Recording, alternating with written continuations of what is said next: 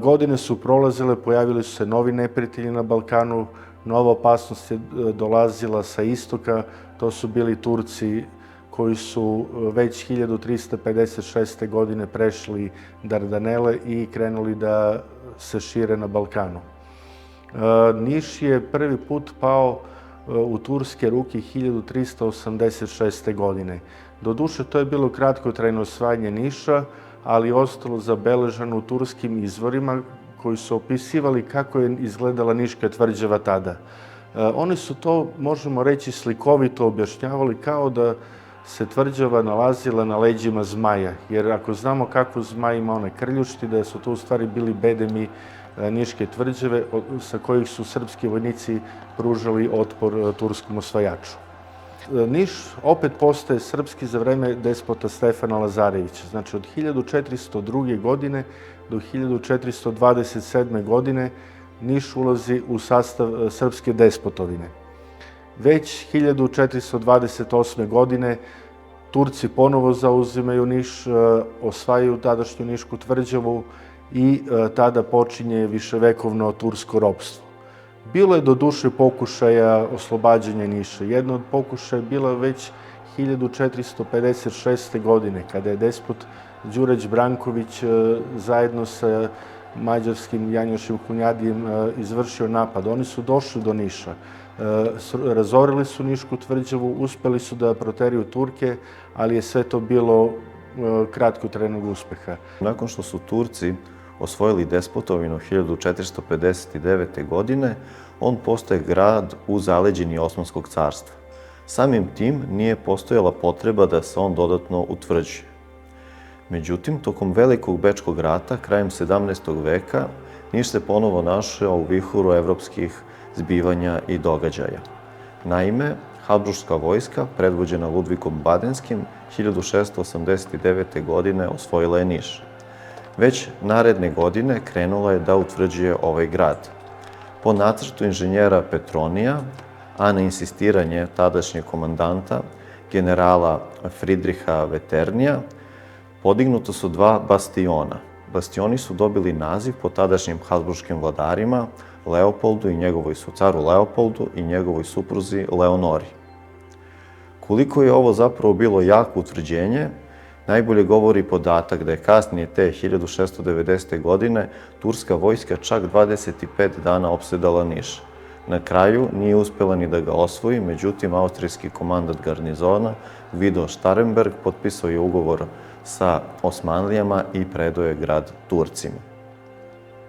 Turci nakon toga, svesni gubitka Beograda i svojih severnih teritorija, postaju svesni značaja ovog grada. Zbog toga, početkom 18. veka kreću se izgradnjom utvrde u obliku hisara.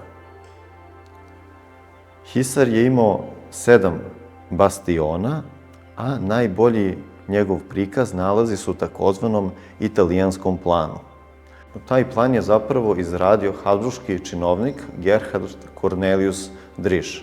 Plan detaljno prikazuje tadašnji izgled Niške varoši, kroz koju je Drisch i prošao, međutim njemu nije bio dozvoljen ulazak u sam hisar, pod izgovorom da je u njemu zavladala kuga. Pretpostavlja se da je turski upravnik grada bio svestan, da kažemo, špijunske misije Drischa i da mu nije dozvolio pristup samom utvrđenju. Tako da je on grad, to je utvrđenje, skicirao sa brda Vinik. Osim 7 bastiona, prikazan je i rov širine oko 3,5 metra koji je bio popunjen vodom iz Nišave. Takođe, na planu se nalaze i 3 kapije, Stambol, Vidin i Beogradska kapija. Zanimljivo je da je za razliku od kasnije tvrđave u sastav hisara ulazila i Beograd Mala. Nakon Habsburško-osmanskog sukoba, koji je završen Požarevačkim mirom 21. jula 1718. godine, granica između ove dve carevine nalazila se nešto malo severnije od Niša u blizini današnjeg Stalaća. Samim tim, turski sultan Ahmed III poslao je Hati Humajun, Muhafizu Niša i rumelijskom Beglerbegu, Abdullah Paši Muhsinzadeu, da utvrdi ovaj grad. On je pozvao braću Sofijance, Lagum Džibašu, Mustafu Agu i Mehmed Agu, koji su već radili na Hisaru početkom 18. veka, da detaljno izrade nacrt i plan utvrđenja Niša. Neki izvori govore o njima kao braći, međutim, znamo pouzdano na osnovu osmanskih dokumenata da Mehmed Aga nije bio poreklom Turčin, već zapravo da je dolazio negde sa zapada. Na osnovu tih dokumenata u Osmanskom arhivu mi saznamo da je njegov nadimak bio Frenk, što znači da je stigao negde iz Francuske ili Italije. Malo detaljnijom analizom tih dokumenata mi vidimo da je on bio venecijski vojnik koji je tokom opsade Napulja se razočarao u vojsku Venecije i onda je prihvatio islam i prešao je na osmansku stranu, gde je on te svoje veštine gradnje tvrđava po zapadnom sistemu primenjivao u Osmanskom carstvu. Inače, njegovo pravo ime je bio Girolamo Galopo i kao takvog ga istorija isto zapamtila na zapadu. Po prvobitnom planu trebalo je da radovi traju 3 godine od po 120 radnih dana, međutim, kao što je običaj sa ovako velikim projektima, radovi su nastavljeni sve do 1737. godine.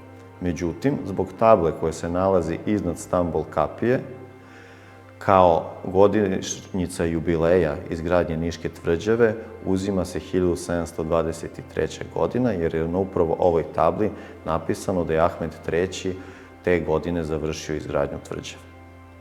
Tabla iznad Stambol kapije je panegirični tekst, hvalospev, posvećen sultanu Ahmedu III, u kome on hvali sultana kao najmudrijeg sultana koji postoji na svetu. Taj tekst se zahvaljuje sultanu zato što je utvrdio Niš koji je postao nepobediv grad. Interesantno je da tekst na Stambol kapiji govori o Rodosu i Kandiji i poredi Niš sa tim gradovima.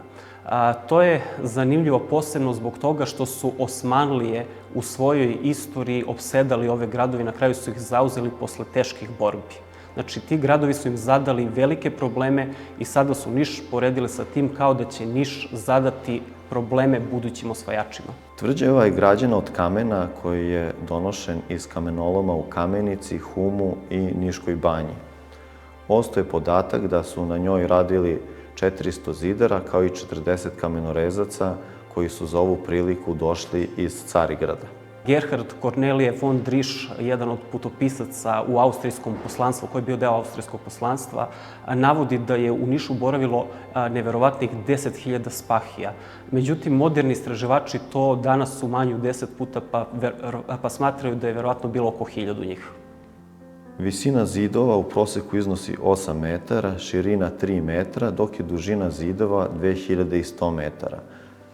Sama tvrđava zauzima površinu oko 22 hektara. Osim utvrđenja, na desnoj obali Nišave utvrđena je i sama varoš Niška kao palanka.